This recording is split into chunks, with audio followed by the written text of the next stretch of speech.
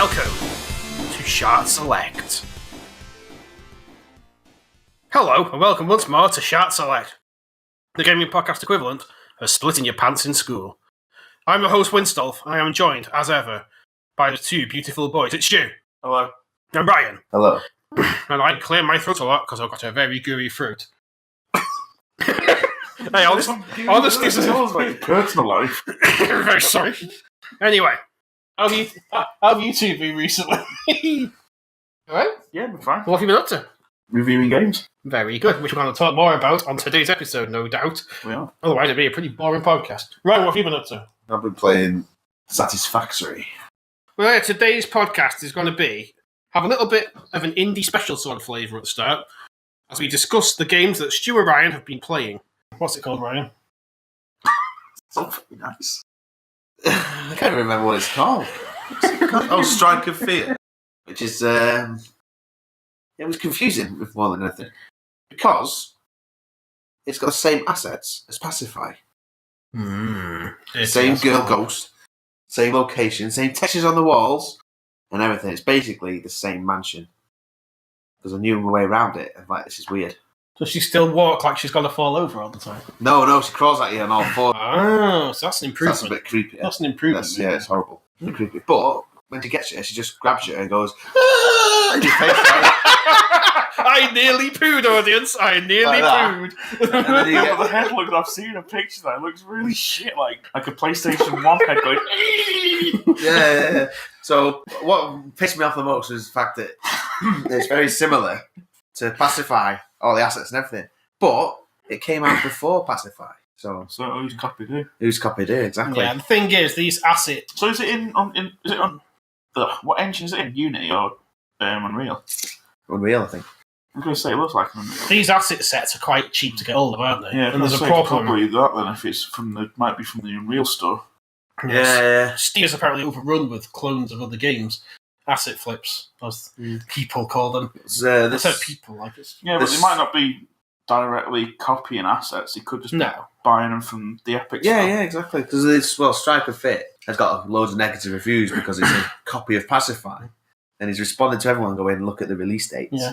I suppose the thing is that if you're serious about making a game, you would put more of your own assets or pay someone to make unique assets for your game. These might be like one-person developers. Like, I know when I tried to give it a shot once, trying to make that side runner game, I'd managed to get like a demo in place, but then it came to making the assets for literally everything. It was just too much. It was pretty good. It's got a solo mode now, story mode. So you solve a puzzle to go through a locked door, and the answer to the puzzle is in the last 3 rooms that you went in, basically.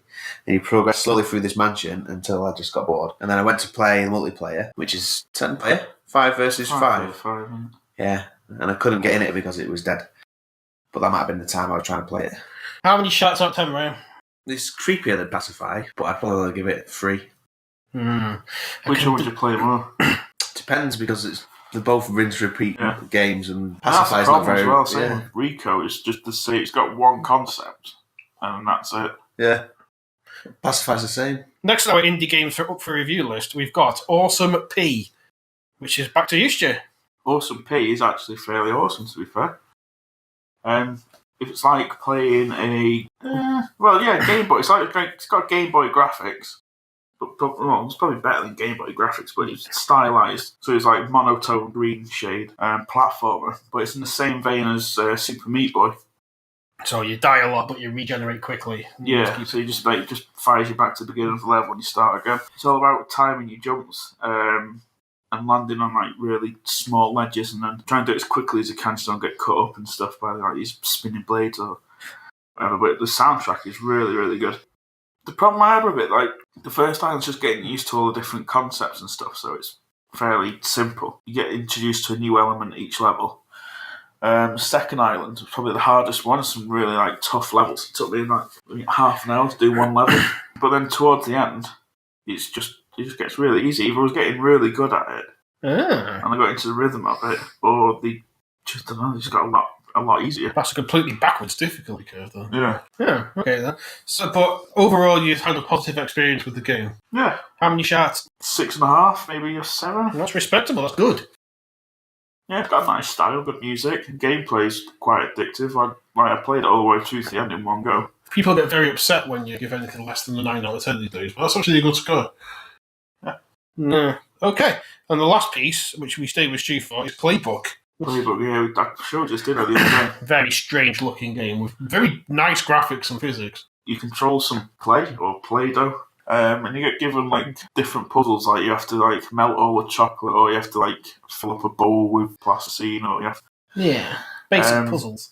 Yeah, but you can like heat your ball up so it melts away some of the clay, erodes part of it, or like you can like rewind, but you play it. No, it's not. It's like a You clone. use a clone of whatever of where you were, and then send you back so you can sort of build with yourself by rewinding. So you can play with yourself. Speaking of which, there is a very phallic-looking plasticine piece that fires liquid at a huge rate at you. Yeah, that's my favourite one. Yeah, it's my favourite too. Very suggestive. Yeah. And it's extra weird. There's a kid controlling this with an Atari 2600 joystick in the background. Is he making it do that? Has that kid got real Freudian issues? They say there's... We tried to shoot it at him, but it didn't work, did it? No, he has a force field, isn't it? Fish tank or something. They say there's the 3 phases of obsession as you're growing up, but I'm not going to go into that. Grapefruiting. Grapefruiting is not one of them, no. There's the anal fixation, oral fixation, and anal fixation, if anyone wants to know more about Freud. You said anal twice. Uh-oh. Freudian slip! No! Cancel the podcast! Man. Oh my goodness. I thought I said that as well. No! So what are the 3 stages, Craig? Anal, For everybody else. and anal. Got something on the brain tonight. Ryan, was there any other ones you wanted to mention? Satisfactory, but we'll leave that for a separate.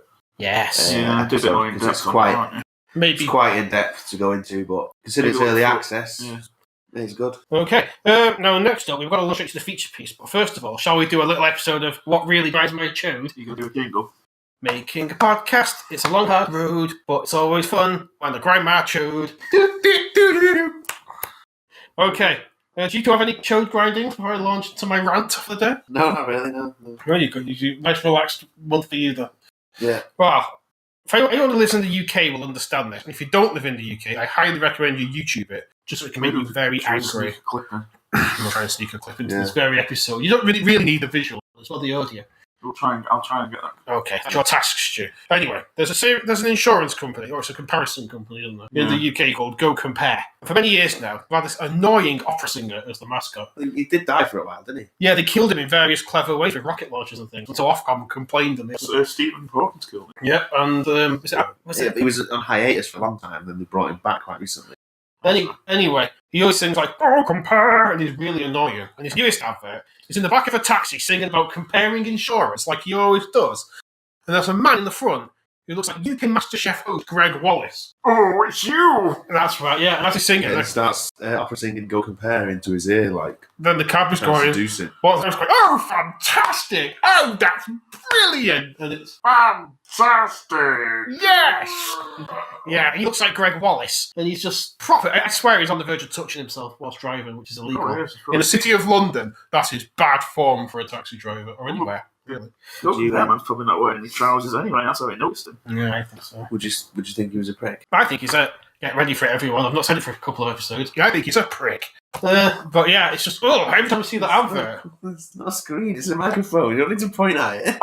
I'm sorry, I feel like the microphone embodies the audience. It looks like those people that download our podcast are inside it. Right there. Sorry, everyone. Sorry, I'll stop pointing there. Yeah, anyway, it really grinds my chode. I'm sorry I have to came out some speakers into someone's ear. Just tickling that guy in San Diego's ear, wherever it was. San Diego is the new guy that started listening. Ashburn, Virginia. Yeah. The people of Ashburn, we love you. Like the loads of people that are following us on Twitter now. Thanks, guys. That's good. Anyway, that's what really grinds my chode. Right. So before we go on to the feature piece, go on. There's some music that we missed. Oh, yes. If I'd been from the last episode. Yeah. Okay, so right. That was RoboCop. What's the full name of that game? James Bond RoboCop. Am I right in thinking it was a Kitsch C16 remix of the RoboCop theme tune? It is, yeah.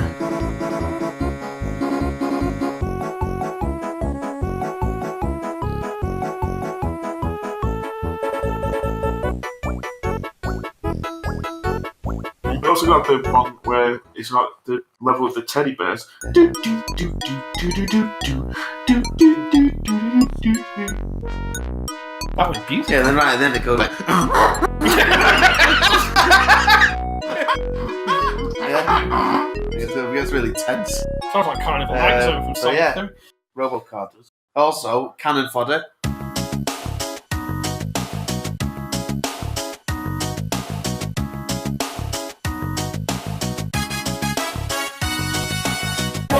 Never been so much fun. Never been so much fun.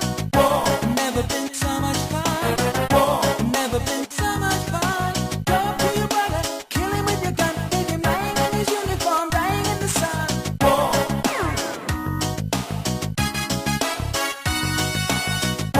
Yeah, can for the song. From what? Was that like in Amiga or something? It's on everything, He wasn't was it? on the really? Commodore. Commodore. We played Ah. and it was like, did you have a Mega Drive release? Yeah, I think it's had a release on most of the older systems. What was the squad called? They had really weird names. Yeah, it was Stu, which is how I tried to be called in college for a bit. Oh, and yeah. you've got to be Crew. That's right. Stu. Yeah, Stu and Crew. Go on, Ryan, carry on. The final one was a KKND. See, I never played KK. That's some good music in it. Which one?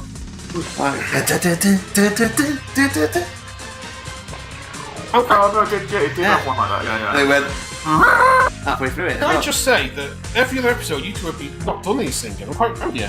Well, it turns to a real choir here. I'm feeling slightly turned Like, we on. have the record contract. Yes, that's my next step. Hi, was the MI. Alright, Are they gone now? what's that? It was a record company, big famous one. Alright, come on, just do game covers. Kind if you want. Like the Streets of Rage. Sounds like it's on radio. Distorted radio. Okay, so any more music? To that? I think it's those I can think of. So are we happy to go to the feature piece, everybody? I want to be a sheep because they have a fleece, but instead, I suppose, I'll listen to the feature piece. Meh. Also, do. Can you also tune me? I don't know Daddy. how to do it. Daddy. Throwback. Loads of throwback jokes this week. Okay, so today's feature piece is about our favourite units in real-time strategy games, which me and Stu have made a quite comprehensive list of, whilst poor Ryan watches on in confusion, having not been much of a real-time strategy player. The idea was, we have to try and sell these units to Ryan, as if if he could have one, there's his bodyguard for a day. So Ryan, do you want to go with one that you know? Right, alright, I'll go first. For the ones I can see on this list. So for KKND, you got the Hippo that was part of the Evolve team. It was like the second to last that you could get. It looks nothing like a Hippo, but it had a minigun on its back. Yeah. And when it come out of the vehicle assembly line, when it come out, it went like that. And that's what nice hippos make. It kind of like it had a flat head, like a hammerhead shark. While we're on the theme of KK&D, the last unit for the Evolved was really disappointing, I thought. What was it? It was a big giant beetle, That's Oh boring. yeah. and it just shot like green stuff out of its back. Ones that I really enjoyed were the basically all the flying units in that game. But you had to park them all up, and then they'd take off and they'd fly about. The fighter planes would do like proper strafing runs, circle back and then do another strafing run, and the bombers would like do proper bombing runs, then go back to base, land, reload, and then go back out again. Sounds like the Orcas from the There's a couple of other good Command units and in that Conquer. as well. Wasn't there was But when the you shot them down, they crashed.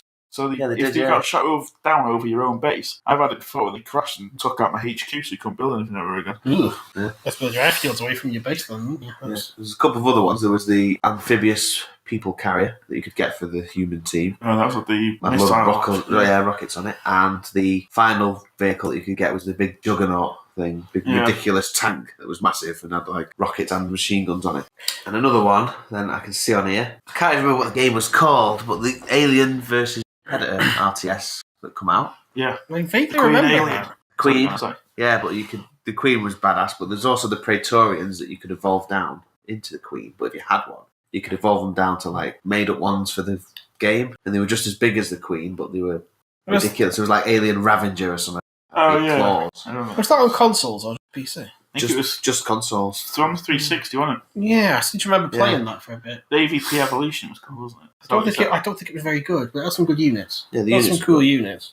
Yeah, each one played different, didn't it? Because the Marines, they had base building. Yeah, The aliens had the whole, like, you had to kill people and take them back to your hive and infect them with like chest bursters and stuff. Yeah. And the predators they were just like, you had 3 or 4, didn't you? And then you just upgraded them as you killed people. Yeah. Okay. We got Command & Conquer Red Alert 2, and you put Kirov, which is the big Kirov airship, in brackets Ninky Nonk. I think you're wrong, because I'm pretty sure the airship form was called the Pinky Punk. Was it? Yeah. We're talking of Pinky Plonk. of surreal children's TV program / existential nightmare program in the Night Garden. It's filmed here in the UK. I highly recommend you never Google it because it's really, really disturbing. But yes, the Pinky Punk was also an airship. But I don't think it could drop bombs to wipe out entire bases in seconds. But yeah, they were fantastic. Yeah. If he plays the Soviets, You get about 20 of them and just send them over to the base really slowly. yeah. What I used to do was send the tanks forward to wipe out all the AA, but pull them short just to the base at the end. Yeah, just And then just let the Kirovs finish it. Yeah. Yes, comrade. It was awesome. Yeah, you used to have to do little like strikes, didn't you? Take out any anti-air, then you could go in and wipe it. I used to like the V2 rocket launchers. The Russians had the best units by far in that game. The Allies lagged behind big time. Yeah, they could also have a mini nuke, and it was mini because it would blow up just one building. Yeah, tiny nuke. 5 seconds of fallout. Whoa, don't mess. Yeah. There was also Tanya, who was a lady with 2 handguns that could insta-kill infantry and C4 buildings. I mean, each Command and Conquer has had a different version of that. See, I one up you there with Tanya. Go on. With the Chrono Legionnaire. Oh, To where, I'm gone. yeah. But if you manage to get a spy into the Soviet barracks, you'd get a Chrono Commando where you'd see 4 buildings in one go, but they could teleport across the map instantly and also wipe other things from existence. Does anyone remember as well? Oh, Yeah, there's the Mirage tanks that disguised as trees. And say, nothing here but us trees. It's like, oh, okay, Mr. Tree. Okay, so next up we've got Dawn of War, which was the Warhammer 40,000 strategy game from about the early 2000s, was it? Yeah. Early to mid 2000s? yeah, I'm guessing it was about 04, to be honest. Yeah, okay. No, 02, and Dark Crusade was 04. Yeah, okay. Dark Crusade is pretty. If you're going to play it, Dark Crusade's had a really good campaign. Yes. You've got the Bloodthirster from Dawn of War. Yeah, Which because was, Bloodthirster, it's just yeah, for people that don't know, the 40k is a big old demon. he's a big metalhead demon. Big metalhead demon. And a big giant What do you axe. do? Mm-hmm. But yeah, if you have to get him to possess one of your sergeants, so you just you get a transport into somebody's base, get your unit of space Chaos Marines out, That's right, yeah. and get your demon to possess them, and he just like bursts out in this big massive fountain of blood, and then just wrecks everything. Yeah, the standard Space Marines were pretty cool in that game as well. They were. It was a decent game. I mean, it's pretty well balanced. The tower were decent in that as Oh, well. I loved the Tau. They were my favourites. There's Actually, some Necrons, mate. I had a physical Tau army for a while because I liked them in that game so much. Yeah, they were pretty cool. Not very accurate for a high-tech species. What the hell they were aiming That's the at. problem with the actual game as well. Yeah, what the hell they were aiming at. So come on, Like an old guys. shooting army, but the worst aim. Yeah. Yeah, the Necrons are more accurate. Yeah. All right, next up, Age of Empires 2, which is a classic game. You didn't from the- mention the monolith from Dawn of I'm War. sorry, someone's deleted them off the Oh, list. but So... if we were getting to it. Go on then. Mention away team. The monolith from Dawn of War. It's a pyramid, basically, That floats. Yeah. Yeah. and it can hold 40-odd men. It had cannons on all corners. Yeah, it counts and as your HQ as well, doesn't it? So you Yeah, build up and basically then you on build- 4th level, it just floats it away. just floats away, yeah. You just take it with you. I just got this image of it being like a balloon. Come back! It's floating away! Yeah, the Necrons didn't have a HQ per se, they just built the monolith. Anything else from Dawn of War? Should we move on to Age of Empires 2? It's a 90s classic strategy game, but based in the medieval period of history. And there's some very good units in that one, isn't there? There's a couple actually. Go on, Ryan. You go first. I like the Chinese special units, which was Oh, like... the Chukanoos. Yeah, that was it. Just It boxed in machine it and then span it round and it fired out a load of arrows. Like, Yeah, like a machine gun crossbow. especially if you've got 40 of them and you just walk. Yeah, but they weren't as strong as the longbowmen. No. Yeah, the Because English longbowmen had the longbow. most ridiculous range and really powerful. Yeah.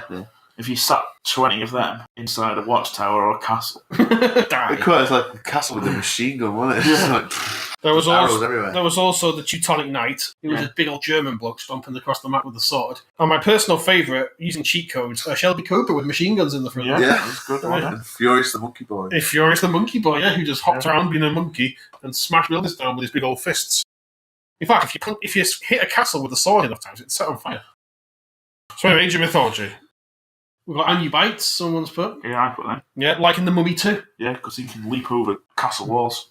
Yes. Should have Emotep as a unit in that. Neat, wouldn't it? Emo time. Emotep. Emotep! Just some mummy with like straight black hair. No! Make Nice. No, the one from the movies! GMTO. Standing there going, Nobody gets me. Listening to My Chemical Romance in his Emote. pyramid. Yeah. No, he's the bald dude off the Just money. blacked out curtains. The other one can't go, emo It's tap. not emo. Oh, it's, Emote. Emo tap. Sounds like it's not emo. It's like emo, but it's Emo not. tap. Imhotep or Imhotep or something. It's not im. I think it's im. Emotep. Oh, not emo. So get some bread and butter and watch Emotep on telly. It's that kind of thing. Anyway. Watch Mummy. Mummy. Anyway, what other units were there in ancient mythology? Watch Mummy. In ancient mythology, what other units were that we like? Titans. Yes, that's in the expansion pack, wasn't it? Yeah, right. They just stomped around being moody and stepping on things. So yeah, ancient mythology, that's another good one. Now we're going into the world of the world of the real world, I was going to say then. The real world of the real world, Blitzkrieg 2, which takes place in World War II. And it's your standard World War II strategy game. And there's some good units from that one. So, Stu, do you want to list them? What's that from? Blitzkrieg 2. Oh, the rocket lorry. The Russian rocket lorry, which is called the Katyusha. That's the one. Katyusha rocket launcher, which fires hundreds of rockets. Yeah, but you'd have loads of them. There's a special on Blitzkrieg too. Like, Yeah. you have to imagine their own motions. You can do that noise. I don't think I could. I forgot what they sound like. So, like that sort of thing. It's been too long. There was the King Tiger tank, which was obviously the big old beefy German Boboid tank. Yeah. Anything else you want to mention from Blitzkrieg 2? I quite like the T-34s, but then T-34s are my favourite tank. Right, so next one, we've got Star Wars Galactic Battlegrounds. I've got something to say about this game, but you two go first. Is it about the buildings and what No. noise it makes? No, Oh, I'll right. save that for you. Yeah, so there's a couple on here. Obviously, the AT-AT is an obviously iconic unit to use anyway. Yeah, but when you build AT-AT, then it does the Imperial March music. It's like, right, well, I've got to go and attack one now. That is true. If it's one from episode 1 where it's like... Well, you had to go on the attack as well. Yeah. Yeah. And I can't pronounce this next one that you've got. Rolly robots. Rolly robots. Is that how you spell Rolly? I don't think that's how you spell Rolly. I don't think it is. Can you pronounce that word for me? Rolly robots. Some Rolly robots. Rolly. The Rolly robots. They You mean were. the ones from the Trade Federation? Yeah. Ones They that... roll around, they go, then they fold out. Imagine Stu's doing a good robot impression at this Let's do a point. That's perfect it. impression of the film. Yeah. Okay, next up. Oh, right, the thing I was going to say was, Ryan, do you want to say what you want to say first? What Citadels? Oh, yeah, Star it Wars. was the castles, wasn't it? And when he clicks on them, they went... Nice try, LucasArts, trying to sneak the Frey Dick cheese past us. But the thing I wanted to mention was Darth Vader. When you click on him, he goes, "You'd better not be wasting my time." It's like, mate, I press the delete key and you die. Think about that when you gob off to me. That's just reminded me. Killing Darth Vader. No, he used to make zoos. Oh, yeah! He did these things in the level editor. Yeah, so you go on a level editor and you put down walls that don't belong to anybody, so the hostile animals don't attack it. So you build your little pens like that, and you choose your hero character to walk around, and then you get your transport and you pick up a load of the what are they called? Little towers. Yeah, little Jawas, and also Jar Jar Binks fellas, Gungans. Yeah, you pick them up in your transport ship, and you fly over to these animals that'll kill you. Yeah, And so you it's just the drop one- them. So you And then- feed Jawas and Gungans to animals? Yeah, and You then they just have go to have in. a nice Anther Ranch as well. Yeah, That's there's like- Bantha Ranch. Like the petting zoo of Star Wars. Yeah. That'd be amazing. You pet them, and then you can drive the transport ship down and drop the Jawas in, and then they just come over and like, "Roar," eat them all. It's pretty funny, yeah. That's the best use of a level editor I've ever heard of, to be fair. I vaguely remember Stu talking about Bantha Ranches back in college, but that was a long time ago, so that was a nice surprise for me there. So, Empire Total War we got next, which was my personal favourite of the Total War games. Stu, any thoughts? Is it your favourite? Yeah, I'd say so. It's one I put the most hours in. I like the Warhammer one. My laptop can't handle them, so I've never played them. Empire's Shogun 2 is about the best it can play, but Empire... Yeah, Shogun 2, Rise of Samurai. That was good. Because that was like a good mix of... It was Empire, wasn't it? But it had some of the new parts of Yes. Shogun. The one with Gatling guns and stuff, wasn't it? But yeah, Empire, we've got line infantry as number one choice. The basic line infantry unit, if used properly in that game, is like a wall of death. Yeah.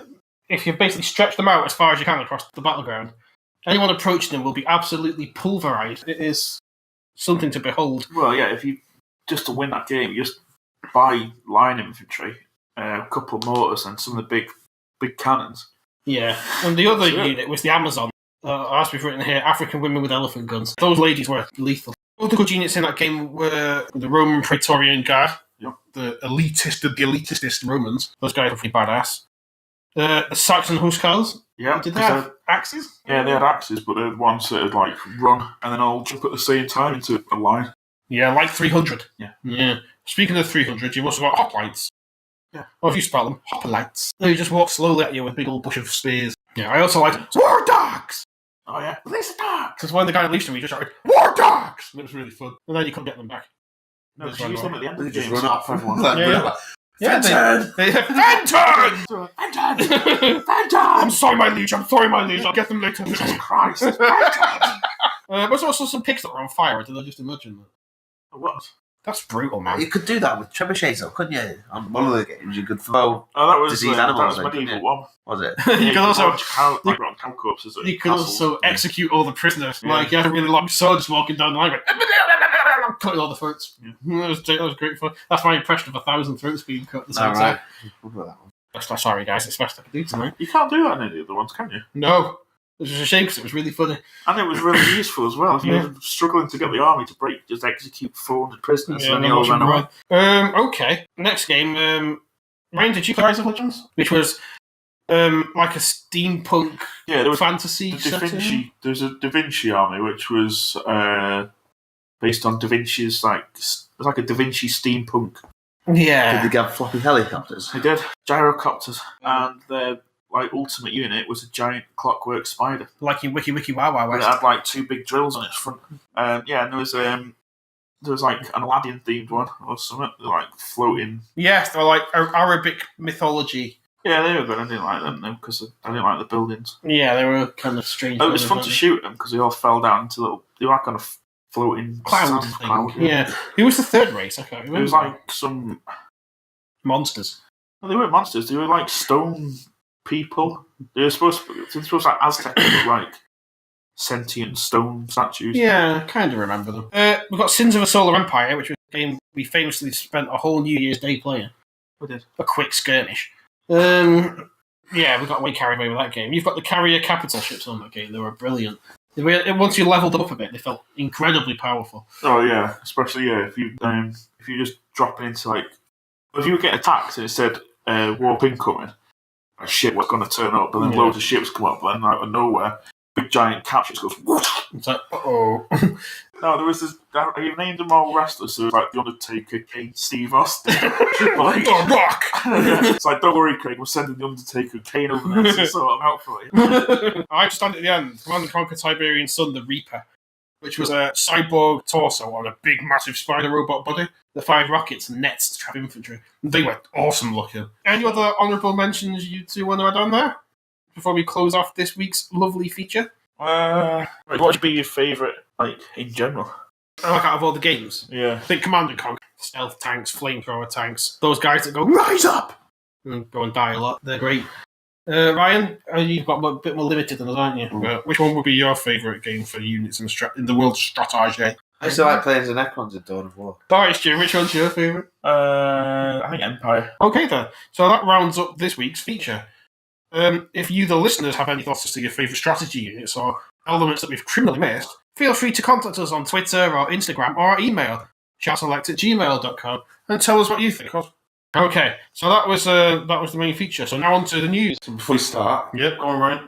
I just had a notification from. Breaking news. Yeah. Oh my god, stop the sharp press! It's all it is we're pleased to announce that Rage 2, Wolfenstein Youngblood, Wolfenstein Cyberpilot, and Doom Eternal will be released on Steam, as well as their Bethesda launcher.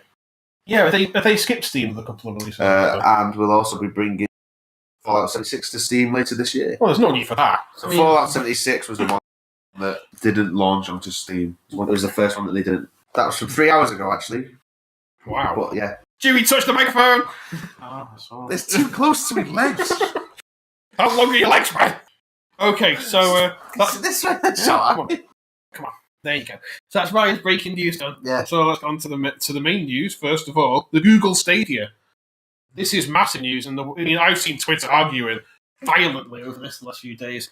It's basically Google's new console they're making, which gets rid of physical media. Yeah. That's all the games on it are streamable.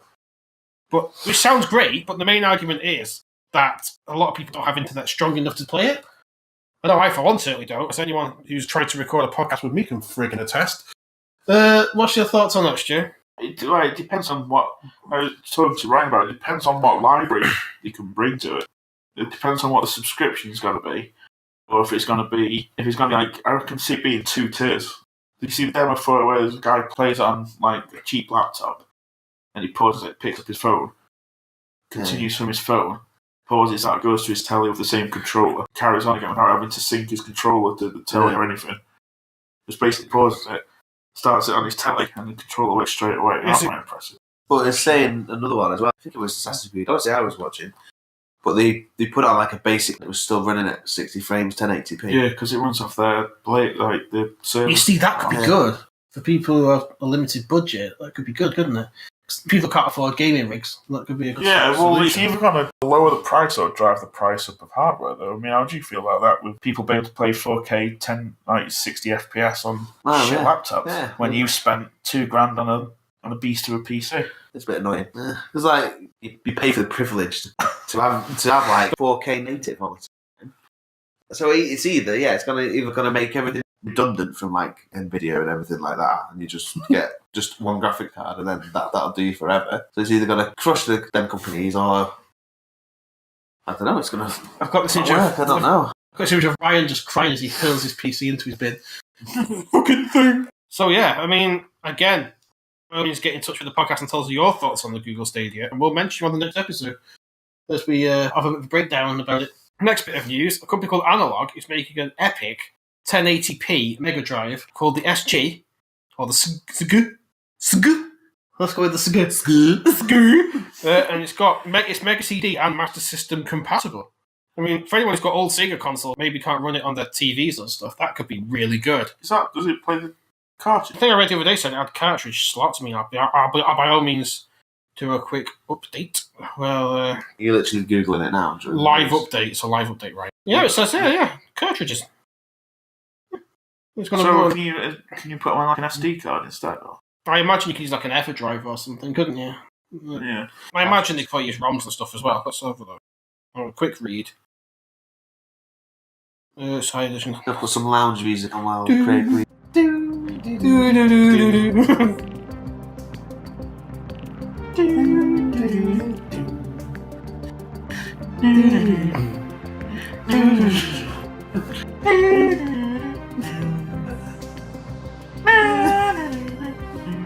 Who sung that? Is it Sean Foster? Yeah. Penguins. No oxygen.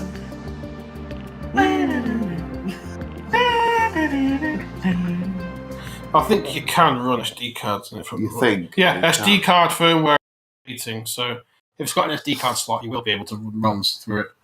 So the Mega Drive could be pretty good if you want to get back into those old Sega games. 1080p. Okay, so that's that. Now here's one that I believe Ryan's added. The Halo Master Chief Collection, which is the entire... Is it every Halo game? It's 1, 2, and 3, it was. Yeah. And 4. But they're all coming Steam. Yeah. Which is a good move, I think, because Halo is a good series. Yeah, and it also includes Reach as well. Yeah, and I don't believe Halo's had enough sort of... in recent years, it seems to have gone off the boil a bit, doesn't it, Halo? Well, it used to be on PC, you still be able to get them on games for Windows. Yeah. I remember I had the first one on PC years ago. I had 1 and 2 on PC. I don't know where 2 came out on PC. Yeah. So that's good, bringing back the classic Halo games, because they are all very good. They're being upscaled as well. Yeah, aren't they? Because they're on Xbox One. Upscaled again. PC. He's upset about the Stadia, don't get him going. Some Xbox fans are actually kicking off about this, because they're stealing my exclusives!